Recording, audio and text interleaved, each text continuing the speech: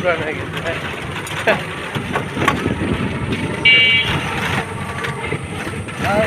না বাঘ থেকে হয়তো এই লাভটাকেও হয়েছে আর কি, এদিকে এই লাভগুলো হয়েছে।